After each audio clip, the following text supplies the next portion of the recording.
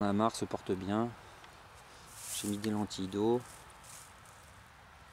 Il y a des iris qui poussent dedans.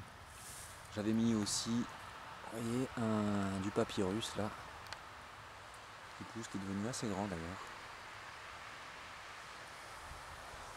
Donc elle est à agrandir cette mare, hein, j'ai encore du travail. Il faut que je l'agrandisse. J'aimerais bien faire un petit point d'eau quand même assez intéressant pour que des grenouilles puissent venir et tout un tas d'animaux. Voilà, c'est un biotope très particulier, hein. On voit c'est des plantes aquatiques. Des plantes qui arrivent à vivre dans l'eau carrément. Donc on voit de suite que dans la continuité de la mare, hein, d'autres plantes, les plantes sont beaucoup plus grandes, hein, les plantes qui ont un accès à l'eau permanent. Voilà. Nous avons mis aussi des tomates dans des conditions assez difficiles, qui ont poussé là, tout seuls, sans eau. On les a pas arrosées, on s'en est pas occupé. C'est pour récupérer les graines et pour essayer de créer des générations un peu plus fortes. Voilà, donc là il faut récupérer les tomates. Je sais pas, parce qu'il n'y a que ma mère, hein, qui de temps en temps passe sur le terrain et qui, voilà, doit récupérer les tomates. Je vais les récupérer. Voilà, ça va. Ces tomates là, elles vont servir uniquement pour les graines.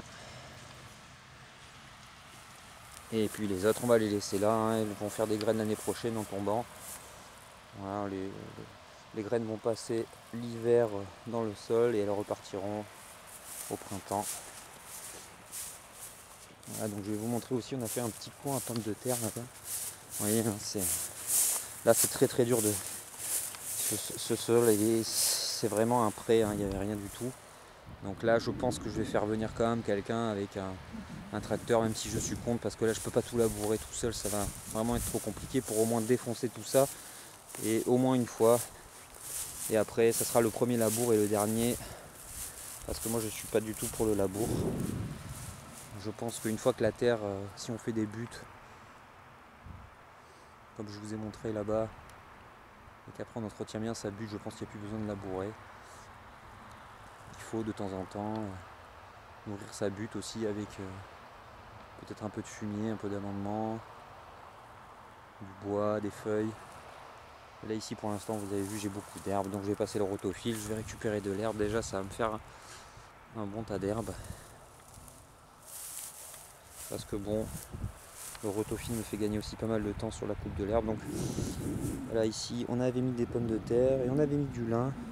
Ça a bien marché, le lin, pommes de terre, une bonne combinaison. J'ai remarqué que les pommes de terre allaient se mettre, beaucoup de pommes de terre allaient se mettre au pied du lin, bizarrement, je ne sais pas pourquoi. Donc on avait mis du lin, on avait mis des cosmos, mais bon là les cosmos on les voit plus trop, parce qu'elles sont mortes. Voilà, vous voyez, il y a encore des patates, hein, qui traînent. On a laissé des patates un peu partout, on avait mis de la bourrache aussi. Donc j'ai laissé beaucoup de patates dans le sol en espérant que l'année prochaine, pas mal de pommes de terre ressortent d'elles-mêmes.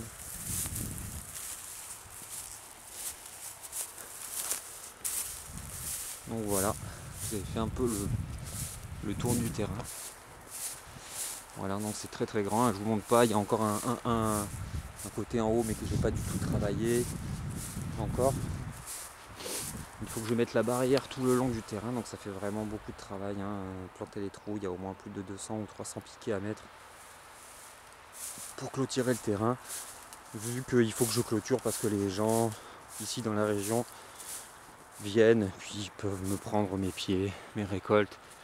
Ils sont pas très respectueux. Donc, par contre si je ferme, ils vont avoir un peu plus de mal à venir. Déjà j'ai fermé ça, personne n'est venu franchir cette barrière.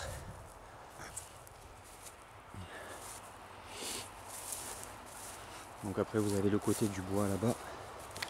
Vous avez un autre terrain à côté aussi.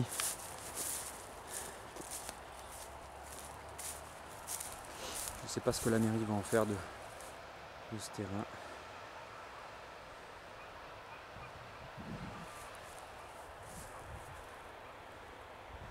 Voilà, vous avez un nid ici. Je crois qu'ici c'est un érable. Voilà. Je vous ferai une présentation un peu plus développée des petits arbres qu'on retrouve dans le sous-bois et de différentes plantes.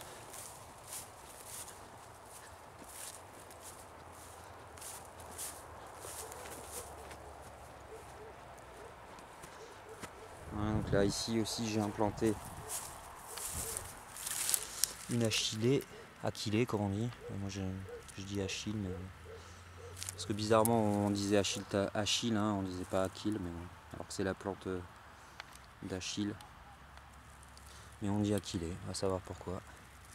Voilà, donc ici elle est repartie quand même. C'est une plante. Moi je trouve qu'il faut mettre aussi partout parce qu'après ça fait des tapis végétaux assez intéressants. C'est une plante qui peut servir à beaucoup de choses. C'est une plante que j'affectionne beaucoup.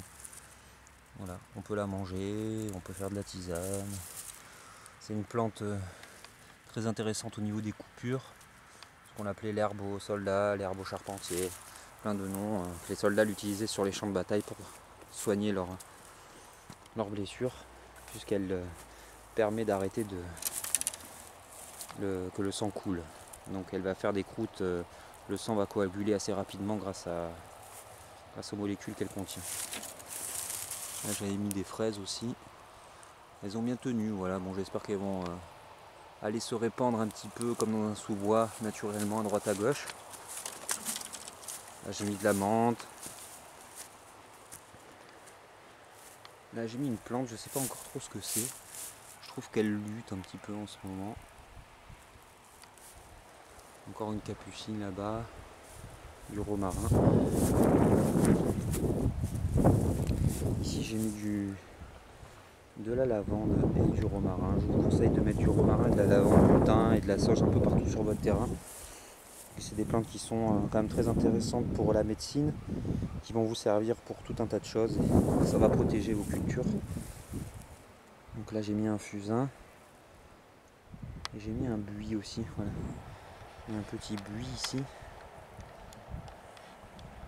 qu'on voit là. Voilà, ça c'est un buis, hein. Il est petit encore. Et il deviendra grand un jour. J'espère. Voilà.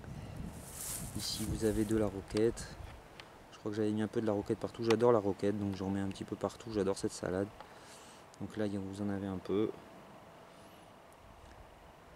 Voilà, et ces très belles fleurs aussi, des hippomées que j'ai mis. Donc je vais me servir quand même de ce grillage pour essayer de mettre des plantes dessus. Donc là, je pense que je vais mettre avec des bambous des tiges qui vont venir au-dessus et qui vont faire des espèces de paravents sur lesquels comme ça je vais pouvoir protéger mes cultures un peu du soleil trop ardent pendant l'été. Et je vais mettre des vignes ou des rampantes, hein, comme des passiflores, glycine, etc. Bon, la glycine c'est bien, mais la glycine, il n'y a aucune utilisation vu que c'est une plante toxique, on peut rien en faire. À part s'y connaître vraiment beaucoup, mais je ne me suis pas trop penché sur le sujet. Bon, là j'ai mis un peu de mauve aussi. J'aime beaucoup la mauve, hein, en tisane, c'est vraiment une superbe plante, très jolie en plus, je trouve.